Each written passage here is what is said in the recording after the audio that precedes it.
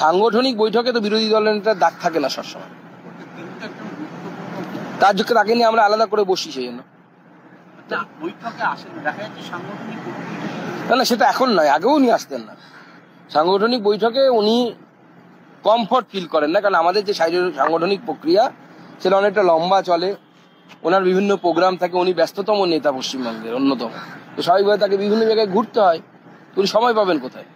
সুকান্ত মজুমদার আজকে বলেছেন যে আপনি দলীয় সাংগঠনিক হিসেবে কর্মসূচিতে থাকেন না, যেখানে মিটিং না, আপনার এটা মানে কমফর্ট জোন। তো সুকান্ত বাবু উত্তর দিতে পারবেন, আমি কেন উত্তর দিতে যাব? যিনি বলেছেন তাকে উত্তর দিতে হবে।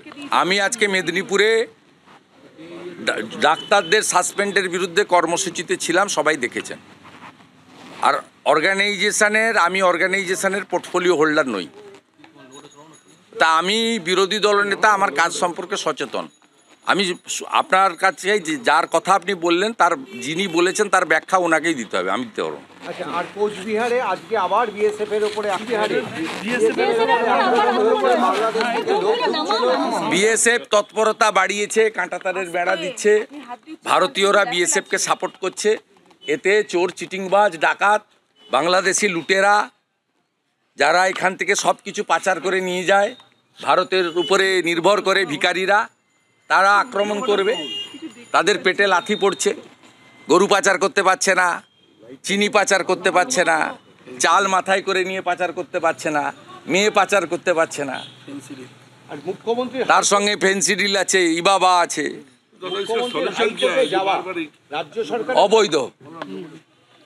উনি হাইকোর্টে যেতে পারেন না, আমরাও পড়াশোনা জানি, ল মেকার, এমপি এমএলএ আছে। হাইকোর্টে যেতে পারেন 3 জন, যে সাজা পেয়েছেন তিনি, আর যার পরিবারের এই ক্ষতি হয়েছে তিনি, এবং ইনভেস্টিগেটিং এজেন্সি। উনার কোনো রাইট নেই, উনি গেছেন সস্তার পাবলিসিটি করার জন্য।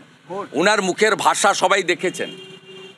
উনি 10 লক্ষ টাকা ক্ষতিপূরণ দিতে চেয়েছিলেন, উনি সুইসাইড চালাতে চেয়েছিলেন, উনি নির্মল ঘোষকে পাঠিয়ে তাড়াতাড়ি করে পুড়িয়ে দিয়েছেন। উনার পুলিশ অগ্নিমিত্রা পাল, সজল ঘোষ, কৌস্তব বাগচিদের এবং বামপন্থী যুব নেতারাও ছিলেন, তাদের সবাইকে গুঁতো মেরে সরিয়ে দিয়ে জোর করে একদম গেরিলা কায়দায় দেহ নিয়ে গিয়ে শ্মশানে পৌঁছে দিয়েছেন।